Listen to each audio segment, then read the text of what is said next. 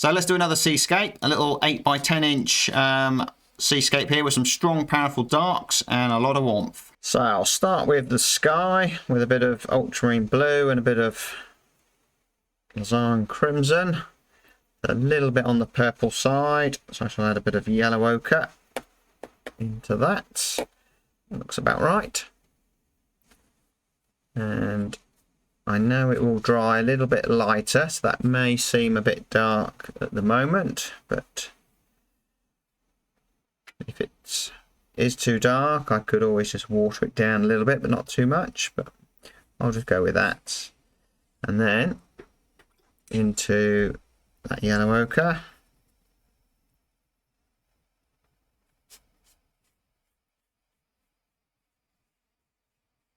And just let it paint up into that sky. And I'll just use a slightly waterier mix of yellow ochre just to go over that building. We want a little bit more light on there, so I shall just lift off a little bit of pigment around that building there. And then just a touch of the Lazarn crimson to warm that up. And maybe some pyrrole orange into that Lazarn crimson for the light hitting those rocks. So we'll paint the light part of the rocks first, and then when it's dried we'll go over and paint all the dark parts.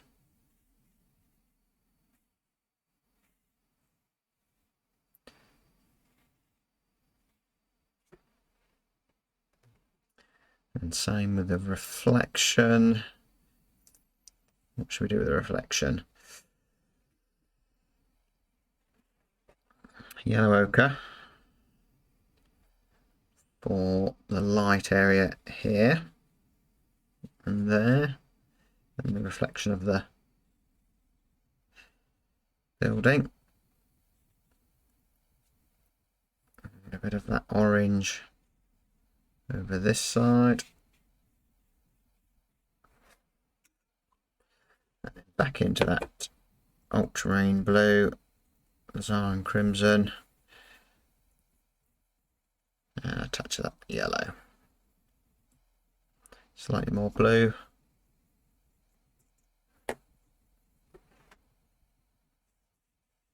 While that's still damp.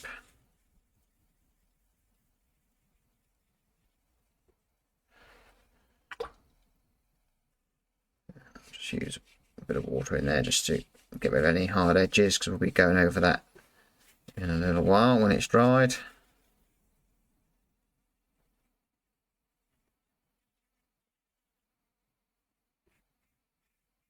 And stop messing about with it. And then I'll also take some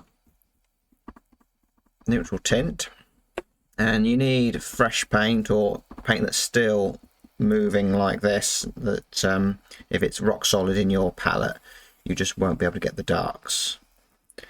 So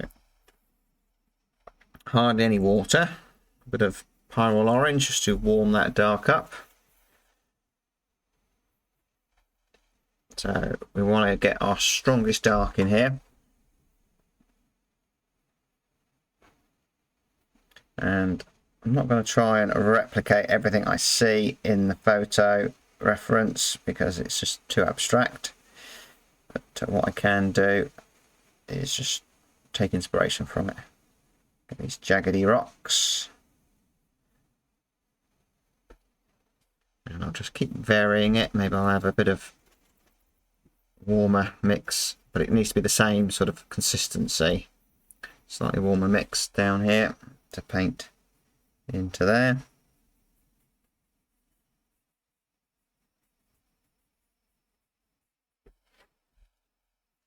And it may seem really dark, but it needs to be. And now I can just paint around those little details.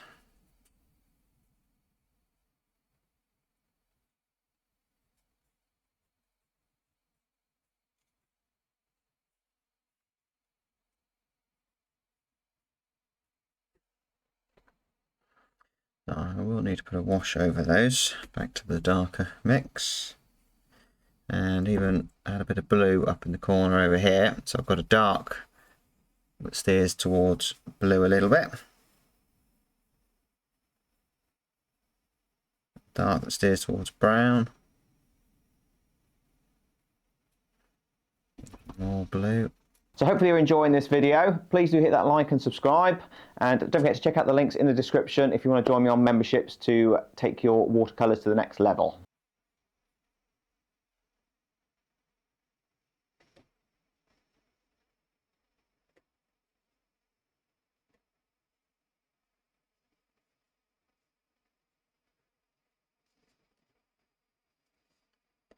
I didn't get it quite orange enough over there, but I can do a wash over that. That's fine. Not a problem. It's just these, just dancing that brush across.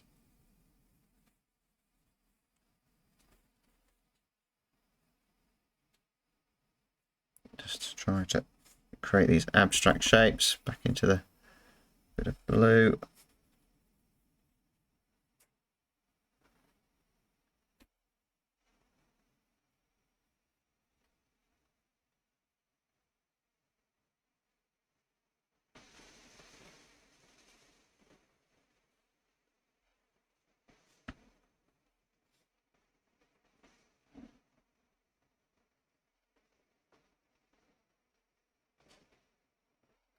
So there's a lot of dark here.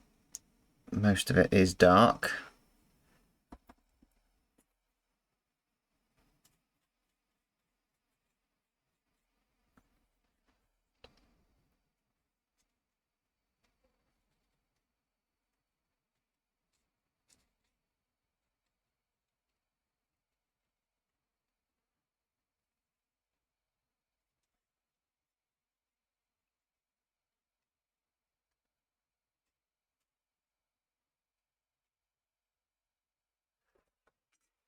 So I'll have to put some warmth over that. So I shall take a clean brush with a bit of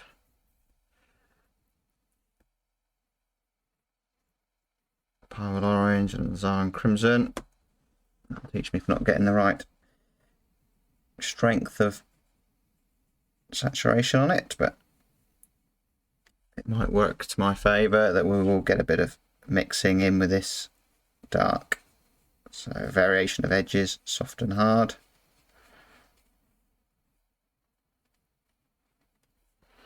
But I'm doing that while it's still damp. So there's lots of ways you could paint this. You could scratch out the rocks. I'll just try in a different way.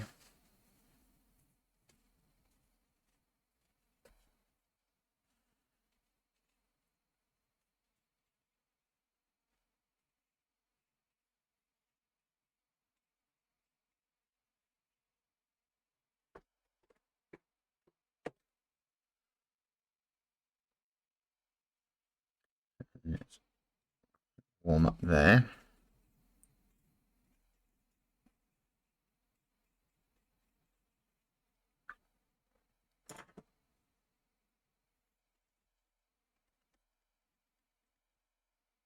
Lose that in there.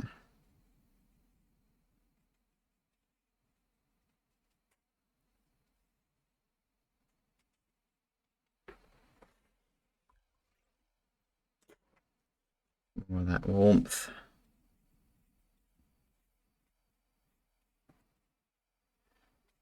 In there. And those trees, which we just need to suggest they need to be connected up to that.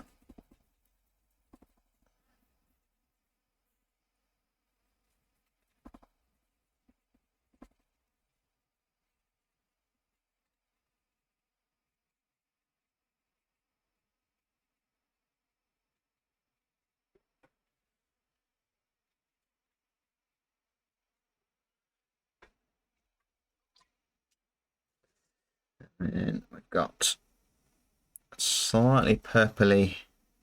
Let's clean that off. Sort the building out afterwards. I quite like to get the the water in while this is all still damp. Not an easy scene. There's some red and yellow there. Slightly more red.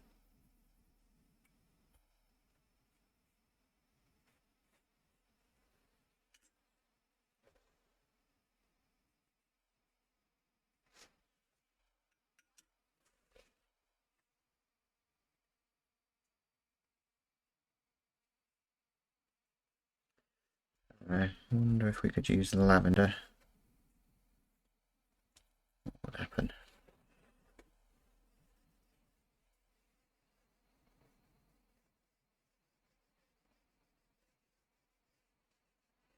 I'm going to find out. That cools this area down quite a bit. It depends on what it looks like when it dries, that's the thing.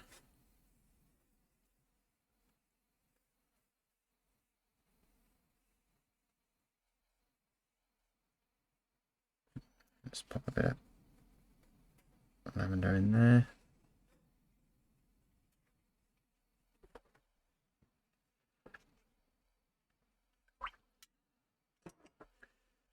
Let's have a go with these reflections. So a lot of these mid-sharing images are great, but some of them, are very difficult to paint because what the computer can obviously do is different to what we can achieve with real painting. But give it a go. That's a reflection there.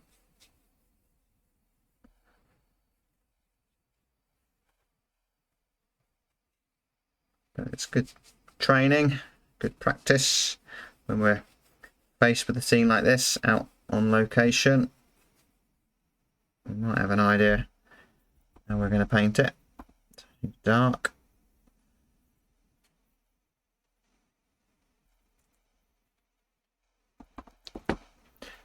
Pyrrole orange and the neutral tint will create quite a nice warm dark.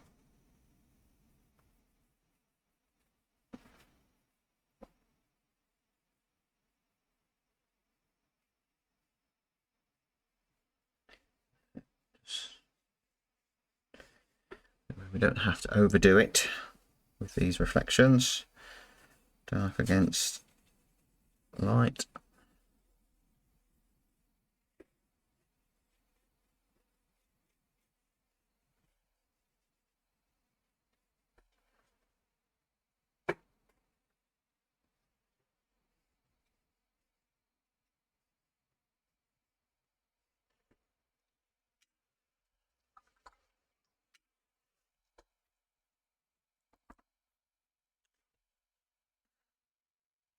Dark on that rock.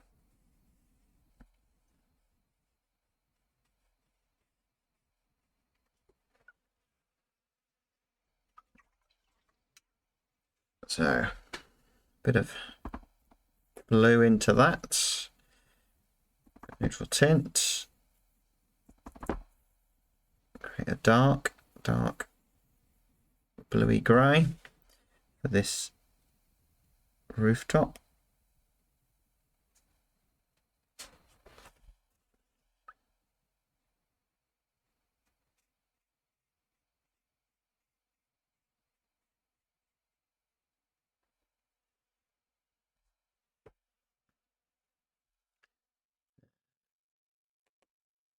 Bit of pile orange with a bit of dark paint for the suggestion there.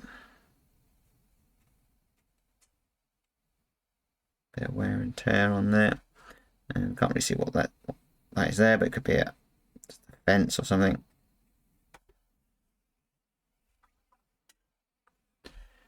Just a bit of clean pyrrole orange. Put a bit of light on there, but I like how the building just disappears into the sky.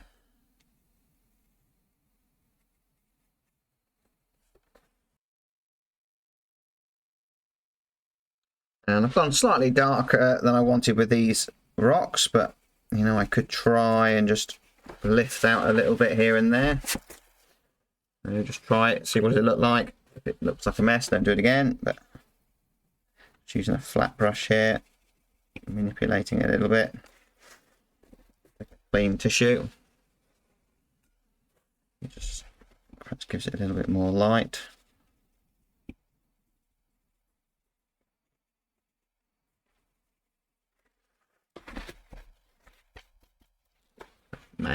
Maybe not everywhere, just a little bit here and there. And I quite like those seagulls flying up over the rocks. It creates a bit of a story to what's you know, going on the other side of the rocks. What's created all this commotion.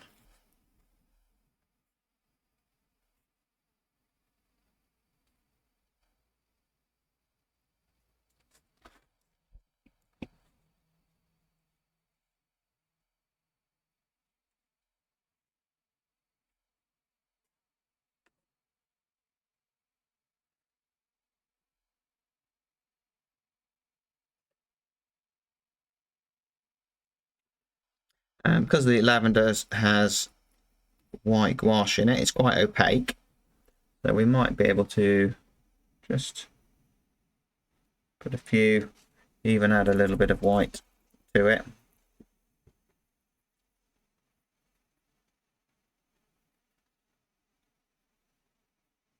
And in the dark areas, just some of that foam or whatever.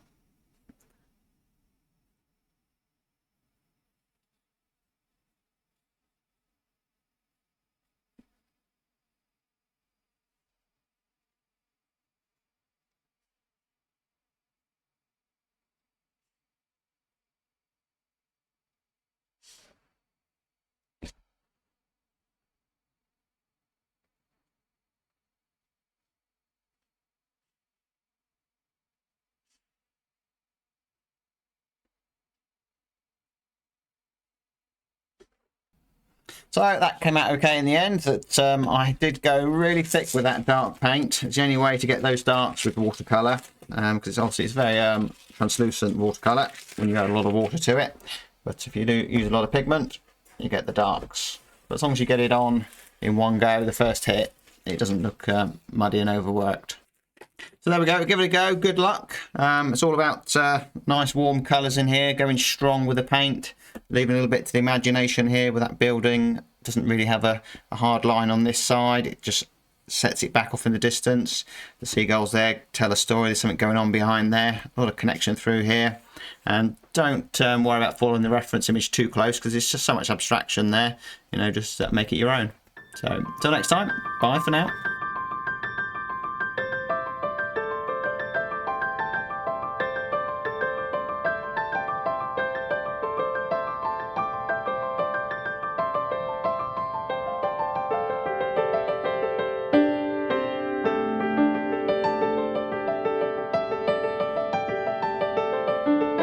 There you go. Hopefully you enjoyed that. Please do hit the like and subscribe.